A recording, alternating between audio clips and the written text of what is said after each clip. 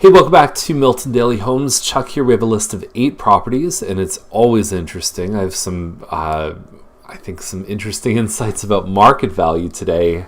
Tomorrow night, Milton Buyer class. It's going to be a good one. So what we talk about with the class, we start off, the first half is about money. So we talk about things like all of the extra upfront costs that you're going to run into buying a home. And these are things that nobody really tells you, or it's out there, but nobody explains it well. I know because I've looked.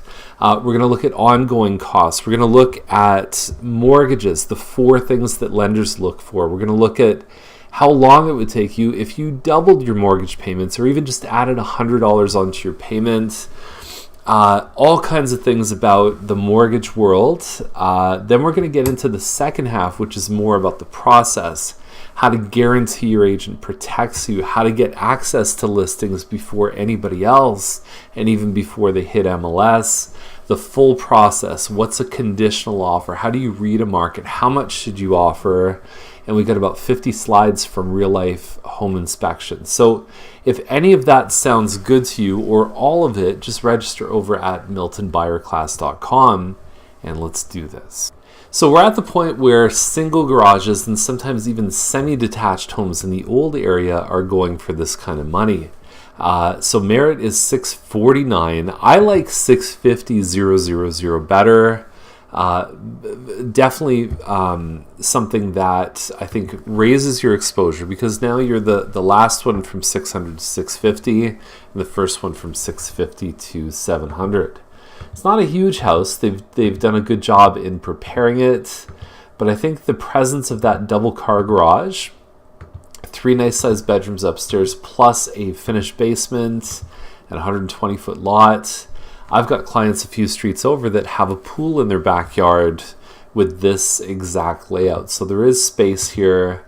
I just like that double garage. For this kind of price, this is what townhouses in the new area go for.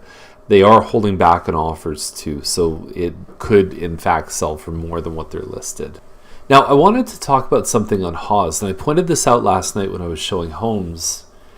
Laundry rooms upstairs, the first thing I look for is there a drain in the floor? Because if not, it's going out in the hallway if it ever leaks, or it's probably going down a vent somewhere.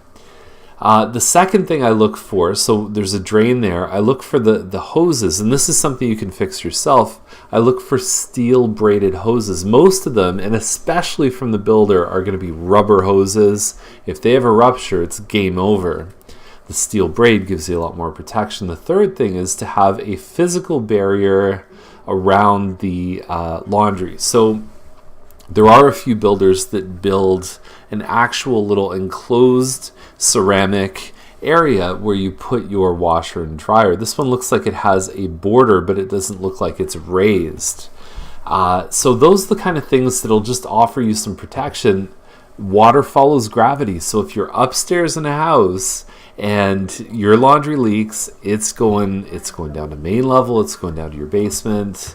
It can be a real mess. You can also buy trays. You can buy a plastic tray to let these ones sit in, which is probably your next level of protection. It's not going to protect you from a major flood, but a minor one or some leaking, it definitely helps. So it doesn't interfere with or damage the rest of your house. Now this one on Rule, I'm pretty sure is on the corner of Bronte and Rule. So right away from me, 2 busy streets.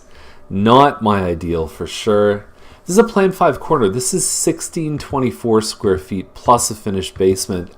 I had clients who offered on this probably less than a year ago. Like we're talking even maybe 6 months ago. They missed an offer by $5,000 for $650. Now the market's gone up. I don't think it's gone up that much. But then you look and you say there's a single garage that just sold, 1820 square feet on a busy street with a single car garage and a finished basement. That one just sold for $800,000 right before we crossed the new year. So I have 2 schools of thought. The fact that this one sold, there was 640, 645, 650 in the middle of 2016. Then the next one sold for $700 that wasn't even as nice as the 650s. But have we reached a point now where these models, 1624 square feet, with almost like a 1 7/8 car garage, is selling for $800,000 in what I consider to be kind of a C location? I don't know. They are holding back on offers. If it were me, I think I could go elsewhere with $800,000 and buy something else. So Wind Trail is a Plan 3 corner. Most of the time, the higher up you go with plans, Plan 5 should be bigger than 3. The 3 is bigger than the 5 we just talked about. So 829, this one is 19 something square feet, a little less than 2,000.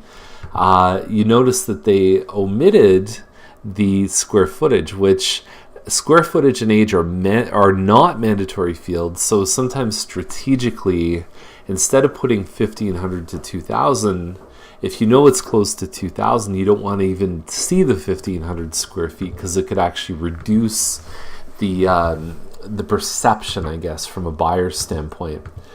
So good finishes. The thing here that I think is going to light people up is this finished basement. Everything else looks good. You'll notice here, Mattamy almost never puts a drain or anything in the laundry room. So that is a nice home theater setup. And I'll tell you, double garage, finished basement that looks like that, I can assure you that probably 80 to 90% of the male species that walk through here, not to be sexist, but I've seen what they pay attention to. This one has both of them. It's good. It's priced really well too. So the new formula in 2016-2017 is if you have 3,000 square feet and it's set up pretty well, like nice finishes, it's a good chance you're hitting close to $1 million. And so this one on Jelinek is a 43-foot lot, which is now the biggest the builders make.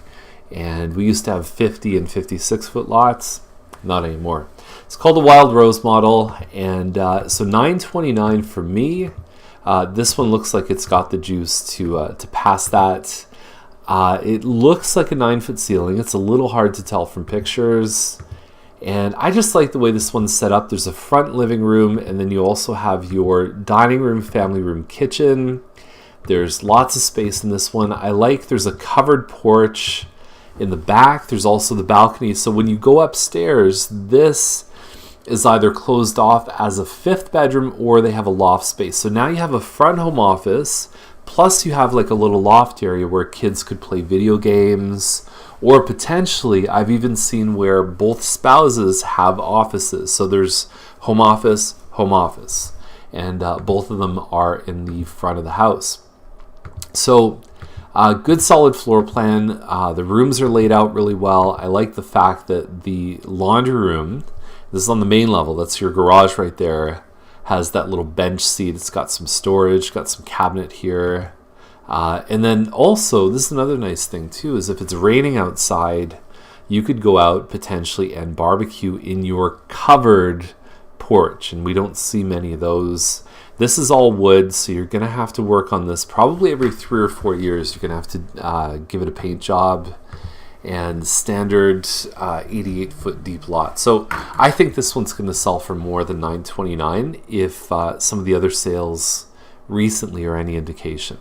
So there it is. That is the list, and thanks for watching. And I really think it's a good idea, if you're at all uncertain about any part of the buying process, that you join us for tomorrow's Milton Buyer class. And the other thing that I think I forgot to mention is free government money. You have 3 options as a first-time buyer to get more than $13,000. It's actually more than $15,000 now that you can use to buy a home. And now is the perfect time because there's a little bit of a trick to use with the first-time buyer RRSP withdrawal. Not a lot of people know about it, but it's a great way to generate really money from nothing, if that makes sense. Lots of fun, and we'll see you later tomorrow with more Milton Daily Homes.